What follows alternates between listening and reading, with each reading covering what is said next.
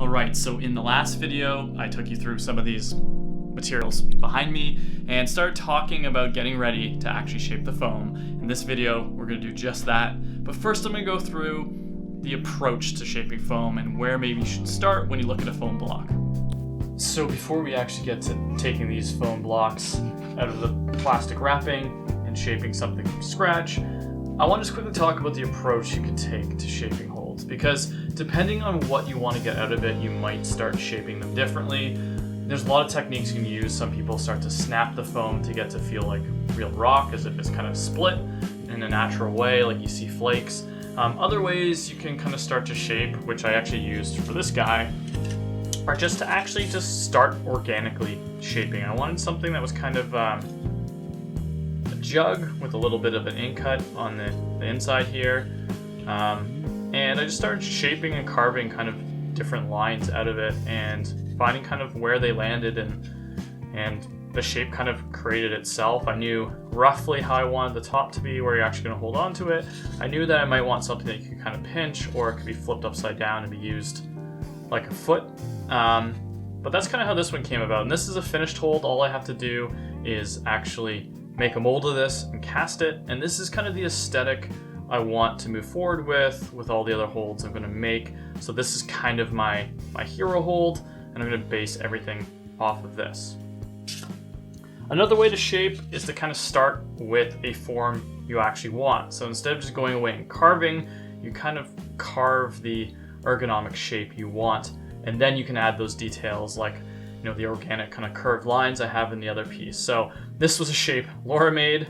She wanted it to be like a big sponge or like a big loaf of bread that you could just pinch. She wanted a heavy pinch. So I'm going to use this as my base template because it kind of has the form that she wanted, but then I'm going to add a little bit of aesthetic detail into it. That might change the way you use it slightly, but not enough that I'll be concerned with. So I'm going to start with actually shaping from this existing shape, and then I'll make a third hold, which I'll start from scratch using these blocks, and you can kind of see the process from the beginning. So I'm just going to get right into that.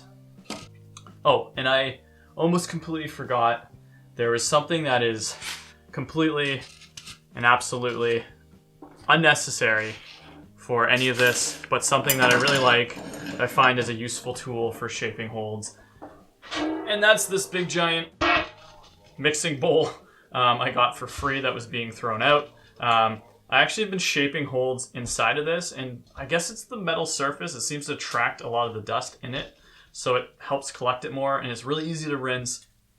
All right, so again, this is the kind of hero shape I'm trying to play with, at least the aesthetic of it. I kind of have these repeating patterns, these lines. They're not perfectly parallel to one another. Some of them converge, but it kind of has a really cool aesthetic to it, and it creates all these kind of sharp lines, and yet none of them are harsh, and they shouldn't hurt your skin or cause any problems climbing on it.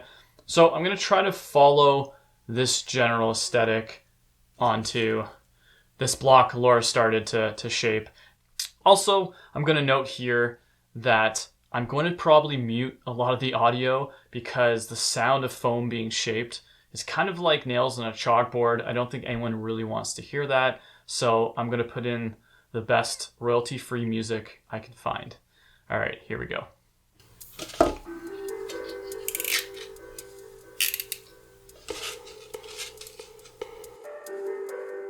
Here I am, just using the blade to remove material quickly. But be careful you don't get too carried away. You don't want to move too quickly or leave any gouges behind, both in the foam and yourself.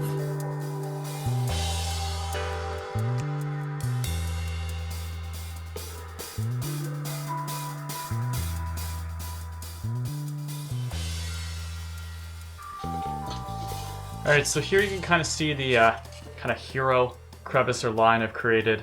That's where all the other ones are going to kind of follow. A big part of the shape, and it's supposed to be pronounced, and as I get into finer details, I'll refine it and get more and more careful with it. It's a good time here to also consider where your bolt hole is going to be. It should be in the center of the mass. So I'm going to have it somewhere here. I'll probably also have some type of set screw somewhere, but it's good to consider that because you can either design around it or incorporate it into the design. So that's why I'm going to kind of leave this area open and work into that area probably last, and kind of work on more on the sides and the edges, and eventually get to the bolt hole kind of area. So I'll probably mention this multiple times through these videos, so I'm sorry if I'm repeating myself, but I'm going to include as many of the items used in this video as affiliate links below, so you can get them too, including mold making materials and the resin I use. With those last two items, I've been provided a discount code for 10% off your first purchase, so it is kind of a win-win if you use those links and that code, and it would be greatly appreciated. I know these videos will live on for a long time, so hopefully that code exists well into the future, as well as the links. However, if you're from the future and they aren't around anymore, I apologize, I guess. So here we can see I've kind of like defined some of these more major kind of curved lines out of the shape.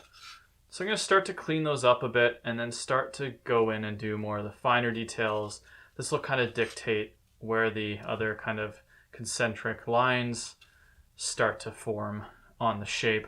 Again, I've left this space open. I think I'm going to have a bolt hole right here, and probably a space for a set screw somewhere here, just because it's long enough that if someone grabbed it and weighted it, they could twist it. So, and by someone, I mean me. But yeah, I'm going to keep going, and it's starting to look like something.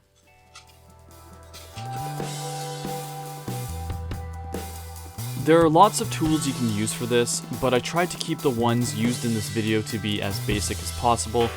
As mentioned in the last video, this is a DIY style project, and some of the tools start to push this out of scope.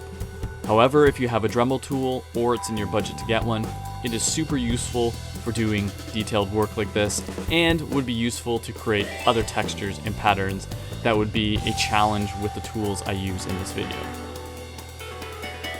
One precaution though, as soon as you're using a power tool, you're using a force other than your own to shape, and it's not very hard to remove material quicker than you want, or destroy your piece with a simple slip of your hand. So slow and steady wins the race here.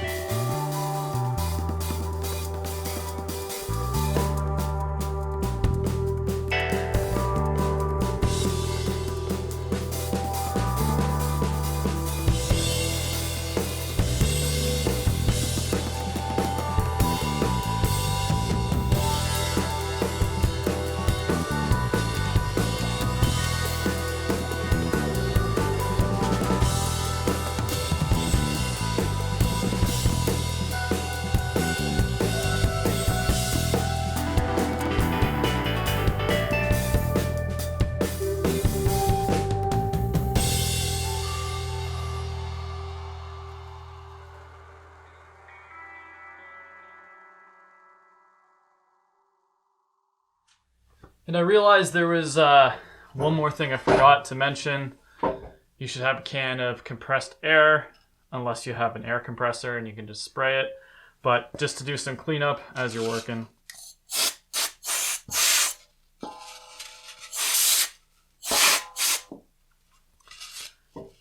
Now I can see what the shape's actually looking like. There's some problems I can see here. And I couldn't see that until I cleaned it up with the air. There's a couple other issues here. But I'm going to keep refining and keep on going.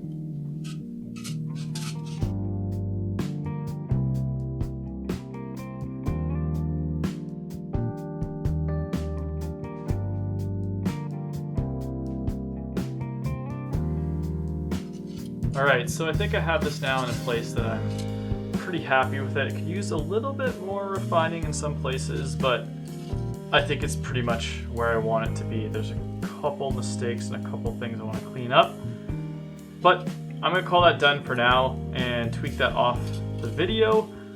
But I'm not going to drill any of the set screw holes or the bolt holes as of yet, because I'm going to make one more hold on camera from scratch so you can see it from the beginning.